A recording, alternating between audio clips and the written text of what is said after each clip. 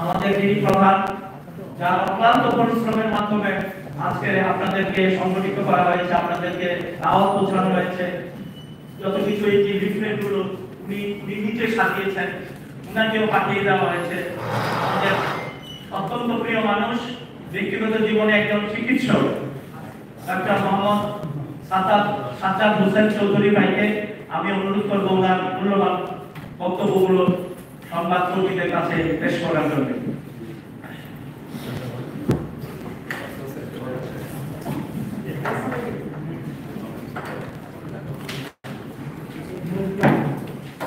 একটু সামনে তাকান।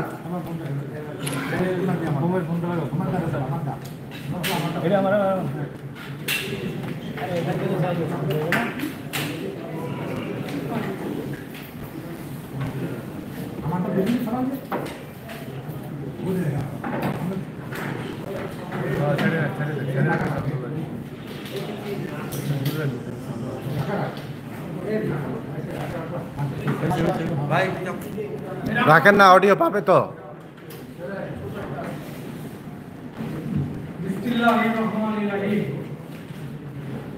আজকে আমরা ফেসিবাদী সরকারের রেসপন্স করতে ষড়যন্ত্রের শিকার হয়ে ব্যবসা ও চাকরি হারিয়ে পিছনে বাংলাদেশে প্রত্যাগত বঞ্চিত ও নির্যাতিত ওমান মসজিদের আজকের এই সংবাদ সম্মেলনে আপনাদের সবাইকে স্বাগত জানাচ্ছি।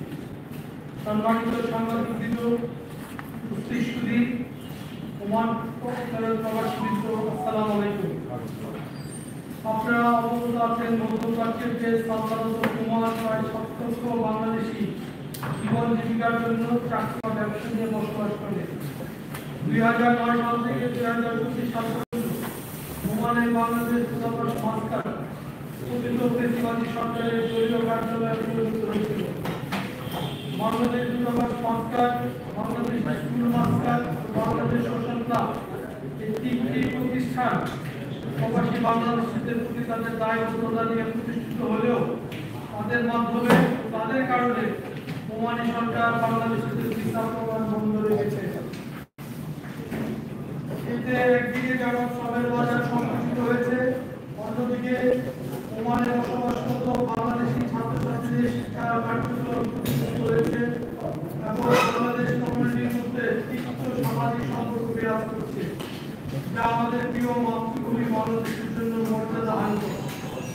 প্রিয় সাংবাদিকবৃন্দ, বন্ধুপ্রতিম দেশ ওমানের জনগণ বাংলাদেশি নাগরিকদের প্রতি সহানুভূতিশীল ও বন্ধুত্বপরায়ণ, যা ব্যবহার করে বাংলাদেশে ওমানে কর্মসংস্থান সৃষ্টি ও প্রভাবমুক্ত শিক্ষা কার্যক্রম পরিচালনা করে এভিডেন্স প্রভাব বৃদ্ধি করা যায়। কিন্তু বাংলাদেশ দূতাবাস মাস্টার, বাংলাদেশ স্কুল মাস্টার ও বাংলাদেশ সোশ্যাল ক্লাবের কার্যক্রম ও তাদের আচরণের কারণে ওমানি সরকার বাংলাদেশের এখানে উল্লেখ করা প্রয়োজন, আমরা বাংলাদেশ দূতাবাস মাস্টার ২০২৪ সালের আগের কার্যক্রম কথা বলছি। বর্তমানে টেলিফোন করা হচ্ছে এবং অনেক ভালো ভালো কর্মকর্তা, সহপ্রতিষ্ঠিত কর্মকর্তা এখানে পোস্টিং দেওয়া হচ্ছে। তারপরেও কিছু বেশিরভাগই কর্মকর্তা এখনো বহাল পজিশনে আছেন। ২০২০ সালে বাংলাদেশ স্কুল জালান মানি ওমানের প্রতিষ্ঠাতা উদ্যোক্তা ও শিক্ষক মরহুম শেখ আব্দুল্লাহকে মৃত্যুদণ্ডে ঝুলিয়ে তাকে প্রায় ৩ মাস কারারুদ্ধ করে রাখা হয়। দূতাবাস থেকে তাকে কোনো আইনি সহযোগিতা দেওয়া হয়নি। তার শেষ পর্যন্ত অপমান সহ্য না করতে পারে গত ২ বছর আগে উনি মৃত্যুবরণ করেছেন।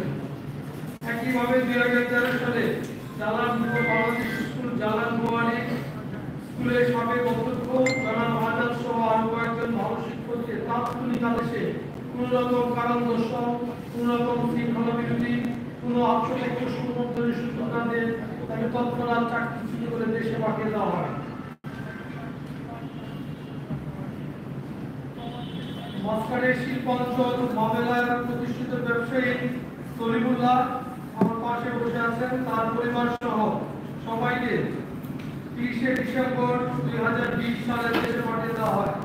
অতি অল্প সময়ের নোটিশে ব্যবসা বাণিজ্য গুছিয়ে ৩০ বছরের সংসার সকল সম্পদ এবং টাকা পয়সা লস দিয়ে বাধ্য হয়ে দেশে